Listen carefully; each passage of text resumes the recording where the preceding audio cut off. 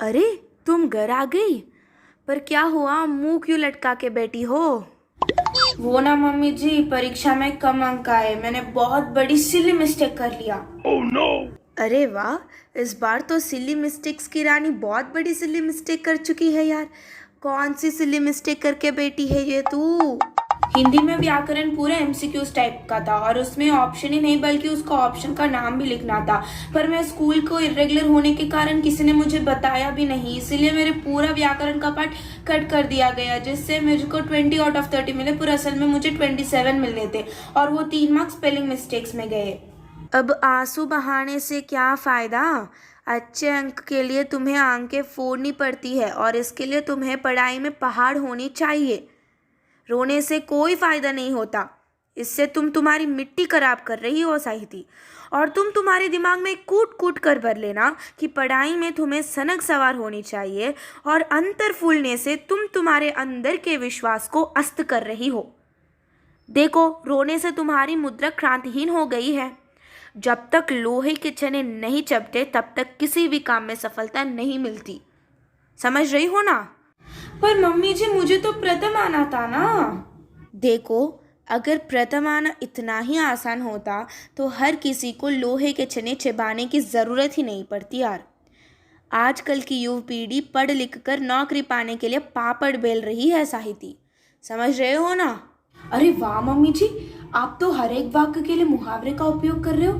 कैसे करते हैं मम्मी जी ये आप? मुझे भी बताओ ना, मैं भी उपयोग करना शुरू कर दूंगी। देखो बेटा, तेरे पहले पाठ बड़े भाई साहब में ही ये सारे मुहावरे हैं जो मैं तुमसे रोज़ उपयोग कर रही हूँ। और मेरा उद्देश्य ये है कि ताकि तेरे मुहावरे का पाठ के पूरे मार्क्स तेरे को आए।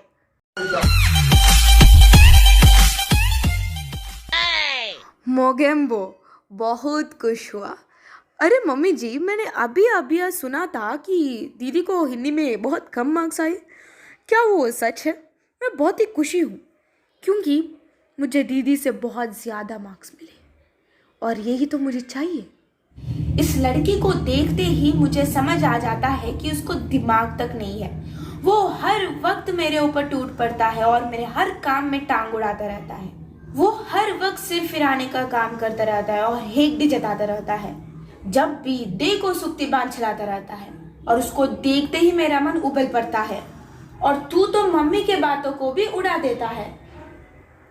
अब बस, गांव पर नमक छिड़कना छोड़ दो। अब से तुम्हारी और माँ की बातों को मैं अमल करता हूँ। तुम्हारे बात सुनकर मेरा हिम्मत टूट रही है। अब मेरे आंखें खुल गए हैं।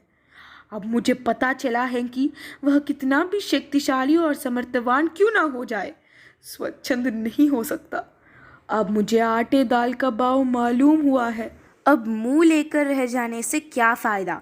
जो हो गया सो हो गया। हाँ दीदी, अब से तुम्हारे अच्छे बातों को मैं गिरह बांध कर रख लेता हूँ और मैं वादा भी करता हूँ कि मेरे अहंकार को मैं जड़ से उखाड़ दूंगा। मम्मी, आपके आंखें बड़े हो रहे हैं, क्यों? तुम्हारे बातों से। और क्या तू बोलता है कि लोहे के चने चबाना, मन को हल्का करना, मन मारना, ये सब क्या है? ये सब मुहावरे हैं। तो गाइस, पिछले साल के हिंदी दिवस को मैं आपसे मिली थी और फिर इस साल भी मिल रही हूँ और मिलती रहूंगी हर एक हिंदी दिवस को एक नए स्किट के साथ। तो इस बार की हिंदी दिवस की स्किट कैसे लगी आप ज़रूर कमेंट करके बता देना। और अगर आपको ये वीडियो अच्छी लगी तो इसको बहुत बड़ी थम्स अप दे देना। हाय दोस्तों, मैं आदू आपको बहुत शरारती हूँ, बहुत मस्ती मजाक करता रहता हूँ। मेरा नाम जग्गू है। हाँ, मैं ट्रिपल एक्शन करती हूँ मुहावरे के स्किट में। एक्चुअली हर साल आता रहता है। तो मैं जग्गू हूँ। तो प्लीज़ आपके हर दोस्त जग्गू के लिए तो इस वीडियो को एक लाइक कर देना और चैनल को सब्सक्राइब भी कर देना। मिलते हैं अगले साल। आपका ख्याल रखना। बाय।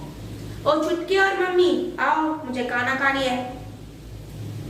तो मैं आपसे फिर से मिलती हूँ अगले हिंदी दिवस में। तब तक के लिए bye bye and take care.